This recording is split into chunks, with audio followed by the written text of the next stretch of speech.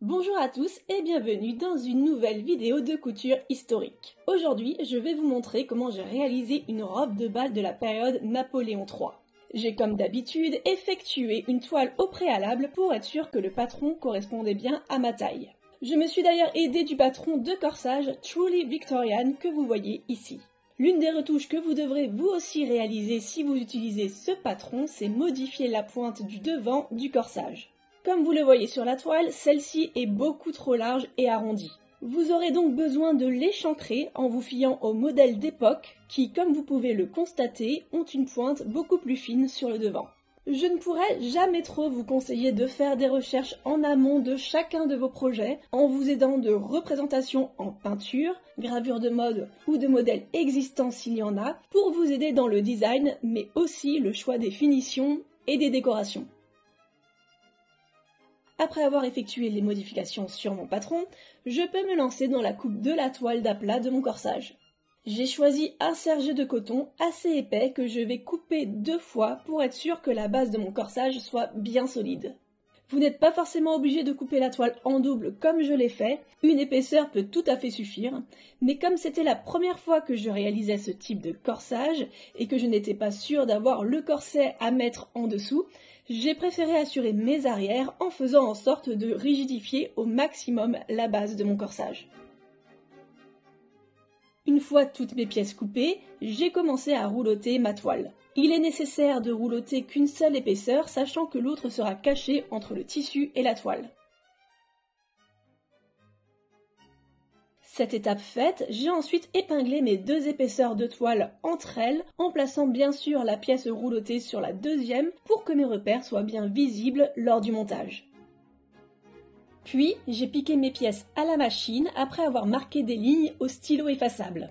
Le but de ces piqûres est de maintenir les épaisseurs entre elles, mais aussi de rigidifier un peu plus la toile. J'avoue avoir tracé ces lignes de manière aléatoire, mais j'ai globalement laissé des écarts de 1 cm environ et je les ai disposés en fonction des lignes de tension, notamment au niveau de l'épaule. De plus, j'avais également prévu de me servir de ces piqûres comme couloir à baleine pour apporter encore plus de rigidité. Oui, je pense que vous l'aurez compris, on veut du maintien et on ne veut surtout pas que ça bouge.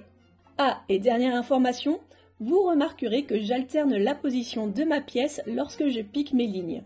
C'est-à-dire que je pique une fois en partant du haut vers le bas, puis sur la piqûre qui suit, je pique en partant du bas vers le haut. Le fait d'alterner systématiquement votre sens de piqûre vous évitera d'entraîner la fibre du tissu dans le même sens et ainsi de le faire gondoler.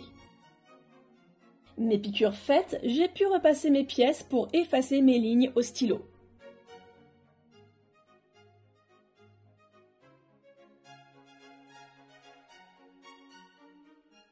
Je me suis ensuite lancée dans la découpe de mon tissu extérieur. J'ai choisi pour l'occasion un taffetas de polyester. Oui, désolé, je n'avais pas le budget pour de la soie sur ce projet. Mais j'ai fait en sorte de choisir un taffetas qui ne fasse pas trop cheap. De plus, sa teinte crème le rend assez passe-partout et permet d'éviter les fautes de goût d'un point de vue couleur. Mon tissu coupé, j'ai d'abord glissé les baleines que j'avais prévues dans mon corsage.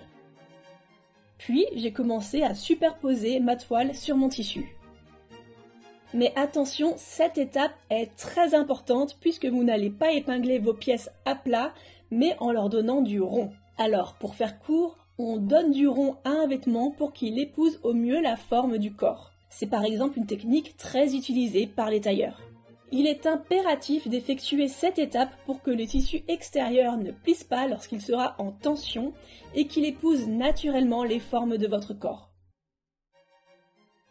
Pour ce faire, la technique est simple. Je passe d'abord une ligne d'épingle au centre de ma pièce pour que le tissu reste bien positionné l'un sur l'autre durant la manipulation.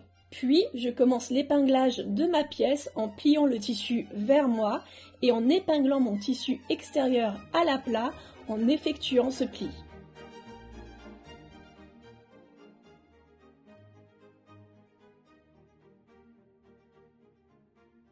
Et je reproduis ce mouvement sur tous les côtés de ma pièce en poursuivant mon épinglage.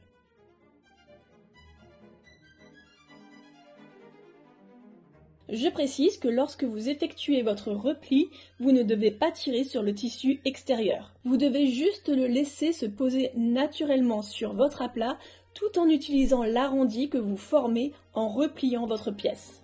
Je vous montre cette technique, mais sachez qu'il en existe plusieurs. On peut donner le rond en s'aidant d'un support rembourré appelé cochon ou en s'aidant du rebord de la table en posant votre pièce à cheval dessus. Bref, toutes les techniques sont valables, mais la meilleure restera celle avec laquelle vous vous sentez le plus à l'aise. Je continue ainsi mon épinglage sur mes autres pièces en insistant bien sur l'arrondi au niveau de l'épaule. Pour vérifier si vous avez bien donné du rond, vous pouvez remarquer que lorsque vous posez votre pièce sur la table, elle prend une forme concave.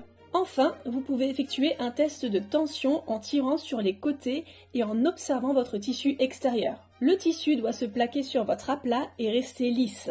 Si des plis se forment, c'est que votre tissu n'a pas assez d'aisance et qu'il faut rajouter du rond. L'épinglage fini, je peux passer au point à la main pour maintenir mon tissu à l'aplat. Je passe mon aiguille à l'extérieur de ma ligne à environ 1 ou 2 mm maximum.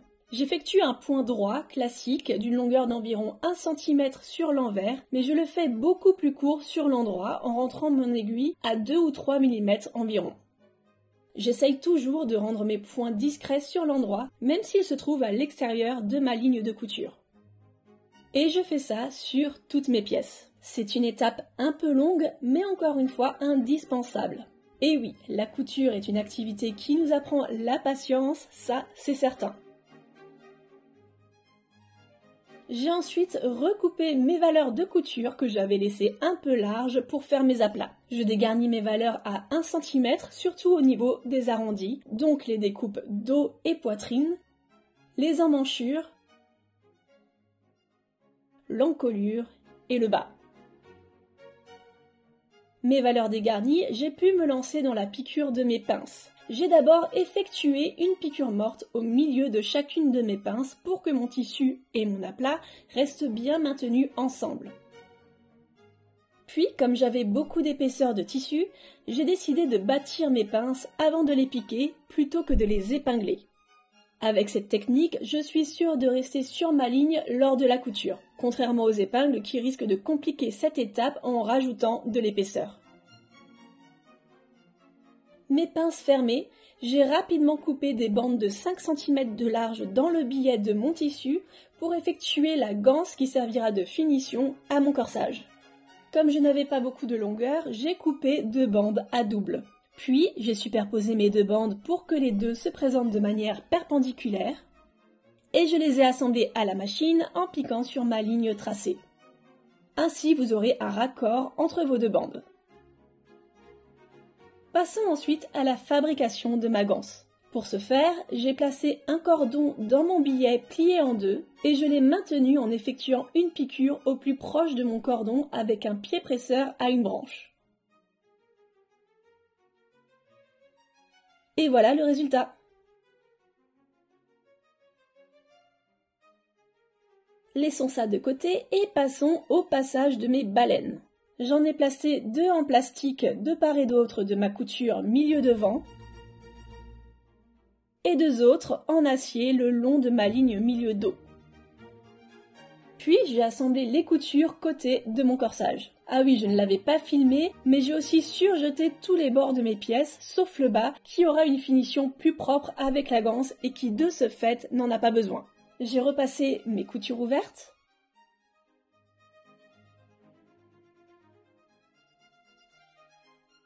Puis j'ai ouvert mes pinces avec un ciseau cranteur pour éviter que les couches de tissu ne forment trop d'épaisseur et je les ai repassées couture ouverte également.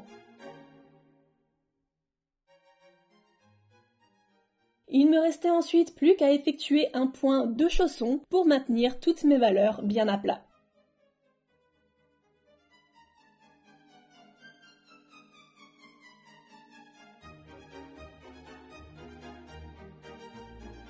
Et voilà le résultat.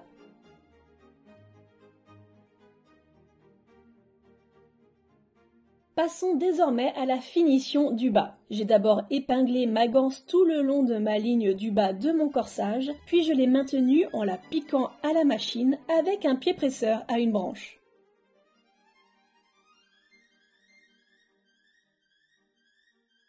Puis j'ai passé un coup de fer pour bien marquer le repli de toutes mes épaisseurs.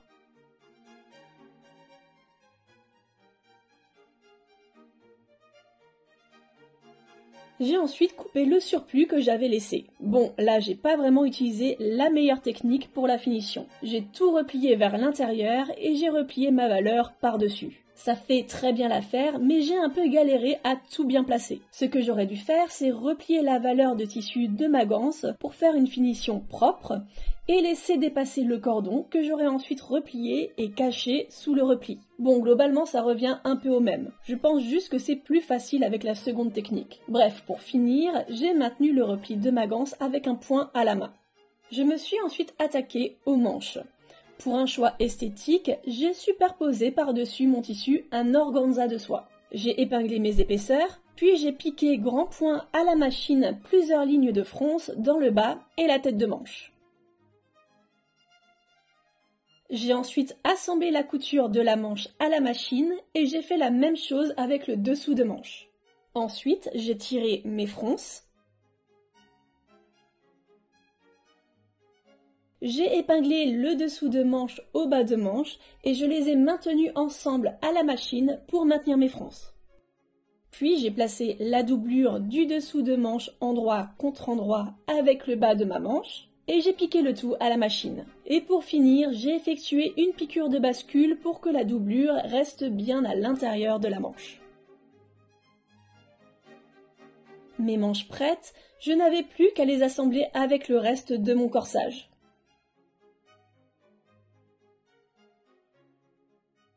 Et voilà le résultat à l'emmanchure avec les doublures qui restent libres et que je rabattrai plus tard. En attendant, je me suis lancée dans la toile de ma jupe.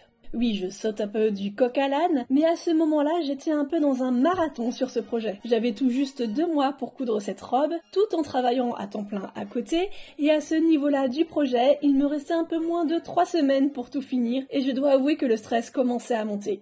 Aussi, pardonnez-moi si je n'ai pas filmé scrupuleusement toutes les étapes, compte tenu du temps que j'avais, j'ai vraiment fait du mieux que je pouvais. Bref, j'ai donc effectué une toile pour ma jupe, et je dois avouer que j'y suis allée un peu à l'aveugle. J'ai recherché des images de référence et j'ai remarqué que le devant des robes de l'époque était généralement plutôt plat et que les plis se formaient sur les côtés, puis que la majorité du volume se projetait dans le dos en suivant le volume de la crinoline. Donc, en suivant mon inspiration du moment et en me basant sur les photos de robes d'époque, j'ai improvisé en alternant différents types de plis plutôt larges sur le devant et les côtés avant de se rétrécir vers le dos. J'ai aussi séparé ma jupe en plusieurs pans car j'avais peur que si je gardais tout, cela ferait trop de volume à la taille. J'ai donc effectué une suite de plis plats plus petits que les précédents dans le dos, puis j'ai décidé que je finirais par des fronces. J'ai entouré mon mannequin d'un lacet pour maintenir les plis et les fronces, et aussi pour avoir un repère pour marquer ma ligne de taille qui doit rester droite. Une fois que j'ai été satisfaite de mes plis, je les ai ensuite tous marqués à l'aide d'un stylo. Il est très important de marquer le plus de repères possible pour vous y retrouver une fois la toile dépliée. J'ai ensuite omis de filmer l'étape de la découpe de mon tissu, mais globalement il n'y a rien de compliqué. On déplie sa toile, on la repasse, on marque bien nos repères de plis, droit fil et de cran de montage, on la place ensuite sur notre tissu, on coupe et on roulotte nos repères. Mon tissu coupé, j'ai passé des fils de couleur sur ma ligne de taille et sur tous mes plis pour pouvoir les reformer à l'identique. Je fais ici une petite pause pour vous donner un petit tip si par mégarde vous vous retrouvez avec une tache de sang sur votre tissu en vous piquant. Surtout, pas de panique. Il suffit de mettre quelques gouttes de sérum physiologique sur votre tache et de frotter délicatement avec un coton-tige ou bien une chute de votre tissu et la tache partira toute seule et sans forcer. Et ça marche même sur les tissus les plus délicats. Mais revenons-en à notre jupe. Mes fils sont passés, je me lance ensuite dans le montage des différents pans qui la composent. Et pour la finition intérieure, je vais vous montrer une technique que j'avais découverte en travaillant sur la saison 2 de la série Marie-Antoinette et que j'avais beaucoup aimée. Après avoir repassé vos coutures ouvertes, vous les repliez vers l'intérieur. J'avais laissé des valeurs d'environ 2 cm et je les replie ici à environ 1 cm. Passez ensuite à la machine et piquez votre valeur au plus proche de votre pli. Munissez-vous ensuite de ciseaux cranteurs et coupez la valeur de votre repli au plus proche de la couture.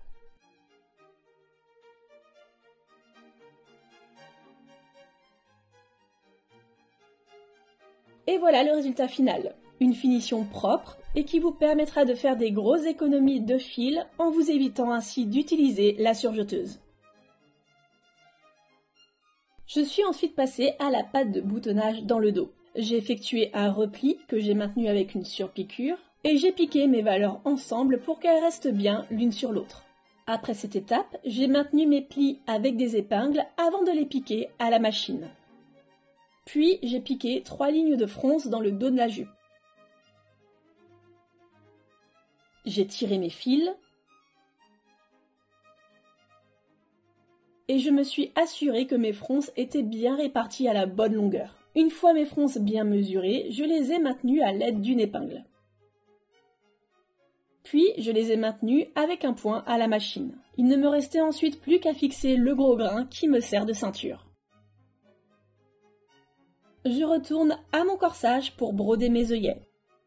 Je les ai d'abord perforés plutôt que d'ouvrir la fibre avec un poinçon. L'ouverture est ainsi déjà faite et elle sera aussi plus régulière. Sans compter que vu la couche d'aplat que j'avais dans mon corsage, j'aurais eu du mal à passer toutes les épaisseurs.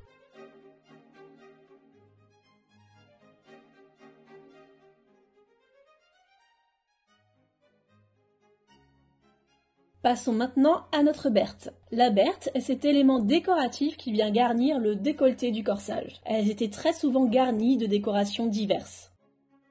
Je commence donc par maintenir un aplat de coton sur mon tissu avec un point à la main.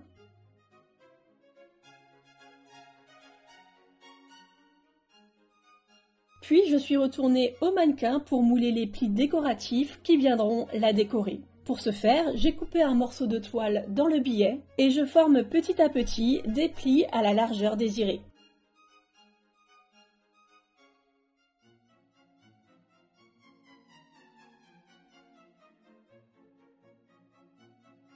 Une fois que le résultat me convient, je décroche ma toile du mannequin tout en laissant les plis maintenus, puis je coupe le surplus de toile autour de mon plissé. J'ai enlevé mes épingles et j'ai commencé à marquer mes repères de plis à l'aide d'un stylo indélébile. Cette fois encore, je n'ai pas filmé la coupe, mais vous connaissez le principe. J'en viens donc immédiatement au passage de mes fils qui me serviront de repères pour mon plissé. Ah oui, et comme pour les manches, j'ai rajouté une épaisseur d'organza sur mes plis. Mais il s'avère que celui-ci est complètement invisible une fois le plissé effectué, du coup j'aurais tout aussi bien fait de ne pas en mettre. Mais bon, on va dire que ça fait plaisir de savoir qu'il est là. Mes fils placés, j'ai commencé à former mes plis et à les épingler.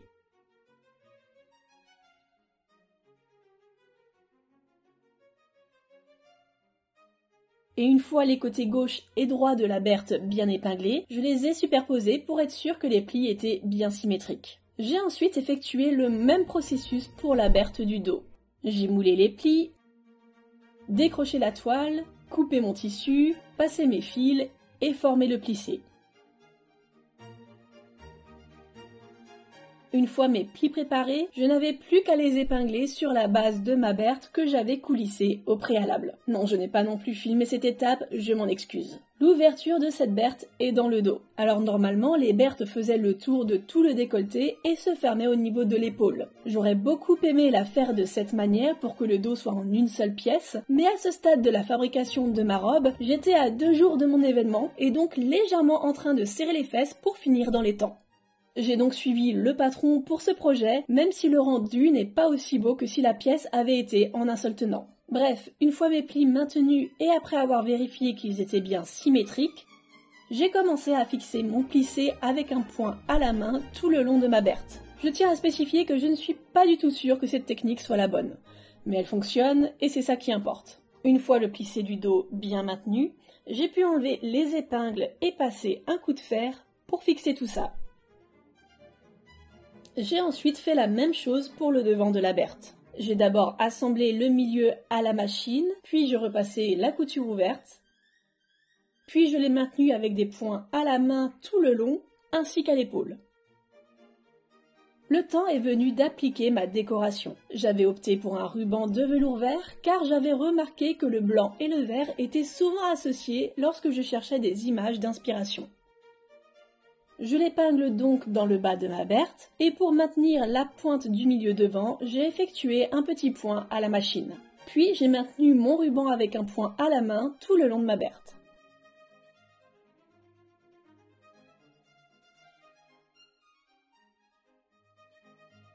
J'ai ensuite rapidement épinglé 2 dentelles sur ma Berthe pour décider laquelle choisir. Après hésitation, j'ai opté pour la plus petite. J'ai effectué des fils de fronce à la machine, je les ai tirés, puis j'ai fixé ma dentelle sur un billet, avant de la placer dans le bas de ma Berthe et de la maintenir avec un point à la main.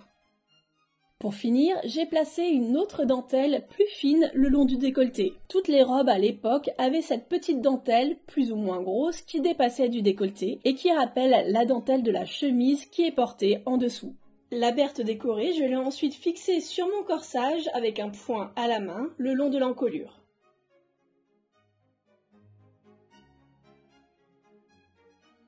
Nous sommes le jour de l'événement et me voilà en train de finir l'ourlet de ma jupe à la machine. Normalement, je fais les ourlets à la main, mais comme j'ai plaqué par-dessus un ruban de velours qui rappelle celui du corsage, j'en ai profité pour tout faire à la machine. Et vous vous en doutez, comme j'étais dans le rush, je n'ai pas pris le temps de filmer mes finitions. Mais voici quelques plans du résultat final. J'ai posé des pressions dans l'ouverture d'eau de ma jupe,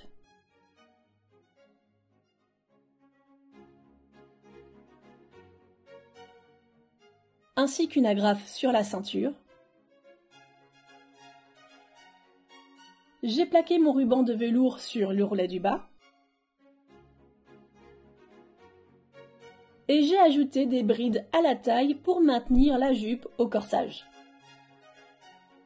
Et pour le corsage, voici le résultat final à l'intérieur. J'ai ajouté une patte de lassage dans le dos que j'ai maintenue avec des points de chaussons. Et j'ai ajouté les agrafes auxquelles viendront se maintenir les brides de la jupe.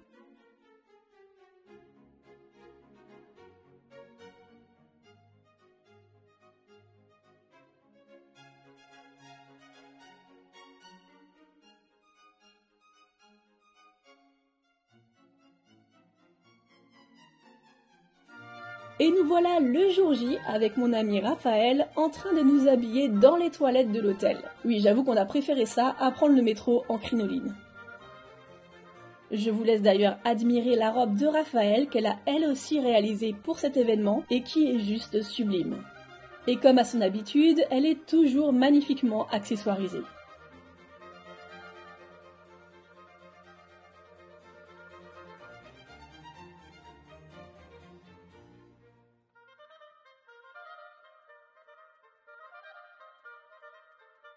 Et voici le résultat de ma robe.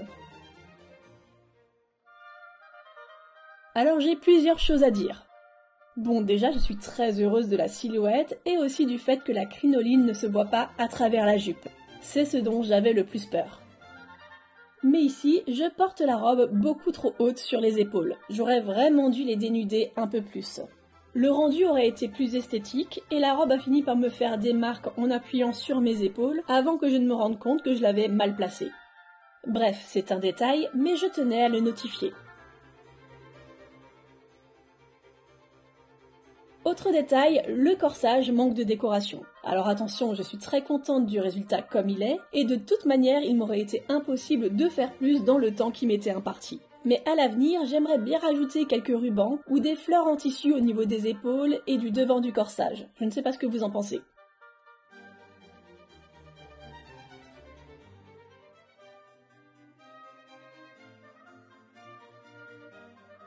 Autre détail, mais il me manquait un corset à ma taille. Alors j'en avais bien un sous ma robe lors de la soirée qui m'a été prêté par une amie. Il m'a d'ailleurs bien sauvée car je n'aurais pas été capable de supporter le poids de la crinoline sans. Mais comme vous le savez, un corset est censé être sur mesure et là ce n'était pas le cas. Donc c'est également quelque chose à rectifier. Enfin bref, je suis finalement bien contente du résultat. La soirée a été belle et nous en avons bien sûr profité pour danser et nous amuser.